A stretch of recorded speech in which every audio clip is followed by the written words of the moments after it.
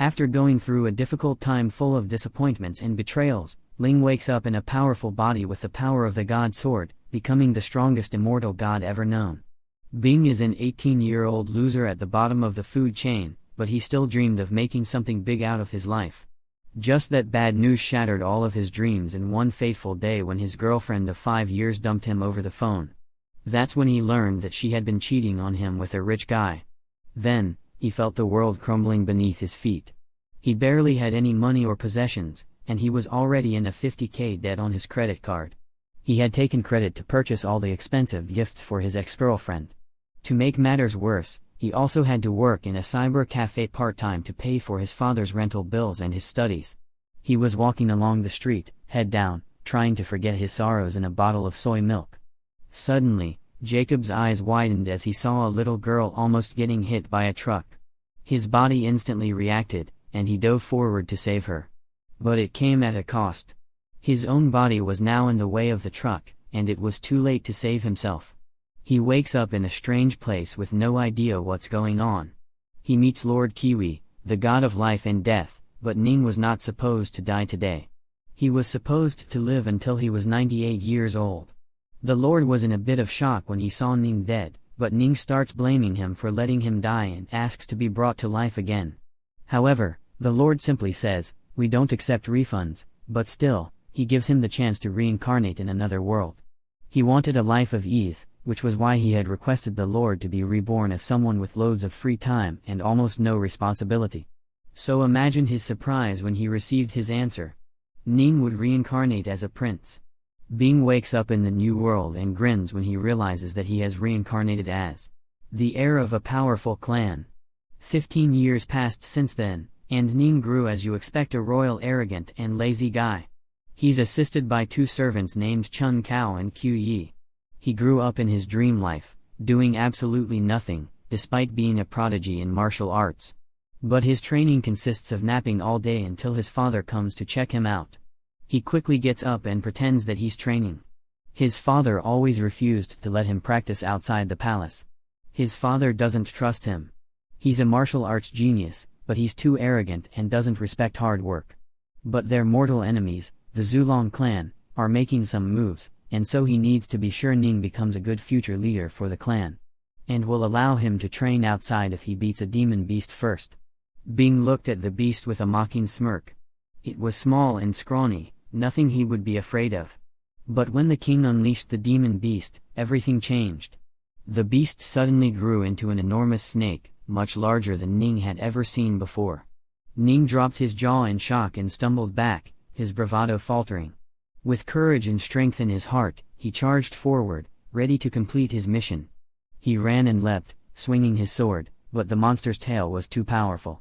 He was pushed back, no matter how hard he tried. Then, he had to act quickly. He stopped attacking, watched, and waited, his heart pounding in his chest. When he was finally sure of what to do, he charged forward with all his might and tried to pierce the beast with his sword. But as his sword made contact with the beast's tough hide, it bounced off, and Ning fell to the ground again. Ning was determined not to give up. He remembered the power he had. He closed his eyes and summoned the crimson aura within him. Suddenly, he felt power course through his veins, and he felt faster and stronger than ever before. He resummoned his courage and energy, and with one swift move, twisted, turned, and slashed through the beast's throat. His father held out a jade sword for him to finish the beast. Its blade shone in the sun, but the sword wasn't just an ordinary weapon. It was a magical blade, and it only worked if Ning's blood ran through it. Then, Ning grabbed the sword with determination, and with a few drops of his blood, it began to glow and absorb his power. He felt the sword come to life in his hands. He leapt through the air, and the jade sword sparkled in the light. With one final strike, the beast was slain. However, the demon beast's mom now wishes revenge on Ning and attacks. He tries to escape the arena as the beast attacks him. He performs a special technique to defeat it, but it dodges his attack, making him lose his arm. He stands up again and uses a magical technique to regrow his arm. He's about to get attacked again, but fortunately, his father saves him and forces the winged snake to retreat. Ning reunites with his mother. He tells her that the winged snake isn't wrong for taking revenge as they killed his son first. She thinks that his emotional weakness will be a burden once he becomes king. His father later returns and allows Ning to train outside. The news delights Ning, and without a second thought, he rushes outside. Ning explores the forest while Bei and Kei accompany him. He stops by a lake where he sees a nest above the tree. He tries to steal some eggs, but he's shocked to see an azure sky snake before him. He falls from the tree and sees a girl laughing at him. He gets mad, telling her she won't laugh when the ugly snake attacks her. But the girl gets mad and transforms into the snake he encountered a second ago. He battles with the snake while trying not to harm it. However, the snake girl shows no mercy to him and ends up breaking his ribs. He uses a technique to heal himself and decides to go serious against the snake, who goes back to its human form. He engages in an equally fierce sword fight with the girl. The battle is endless until he gets caught in a trap. He tells her to sprint, but she also gets trapped. He breaks through the trap and faces an enemy who turns into a beast. He turns his head and sees Jan, a criminal known for evil deeds. The girl tells him to run as he stands no chance against him. Ning watches from afar as they torture the snake girl to extract her power. He's about to attack them, but Bei appears to stop his aggressiveness, telling him that this is part of his training. Ning takes time to reflect and notices trees getting blown away because of the wind. In contrast, lotus flowers keep steady by being tranquil. He closes his eyes and successfully manifests the power of the lotus flower technique, creating fire and water to slash any object. Jan attacks him by throwing a tree trunk toward him. However, he effortlessly breaks it. Jan mocks his arrogance and expresses his desire to exterminate his clan.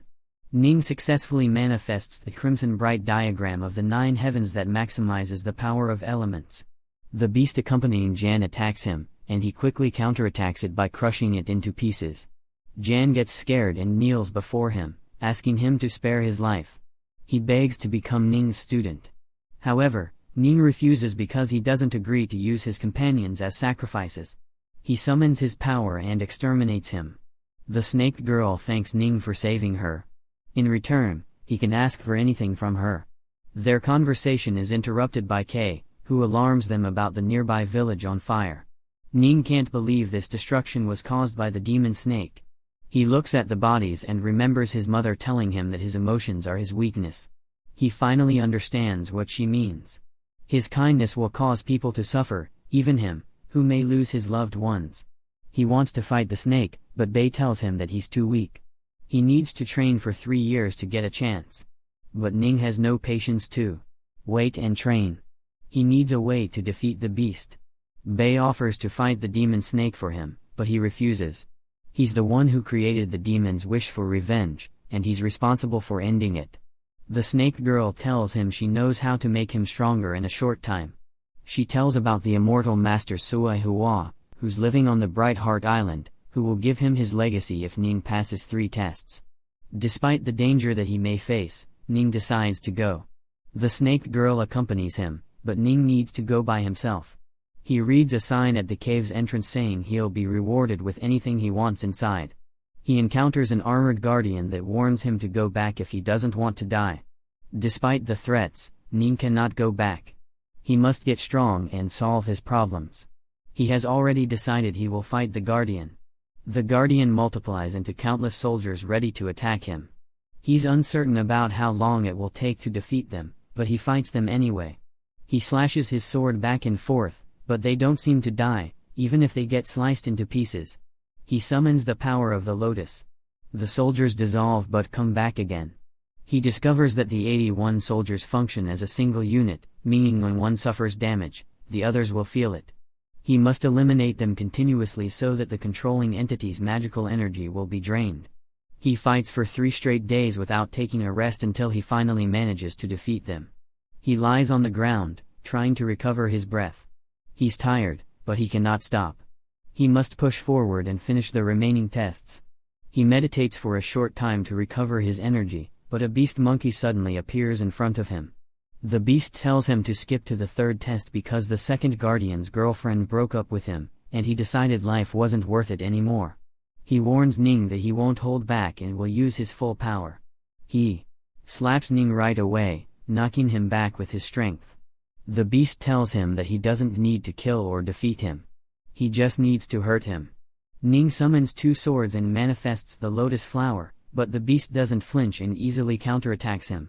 He tries to fight again by causing an explosion in the area, but the beast has no scratch.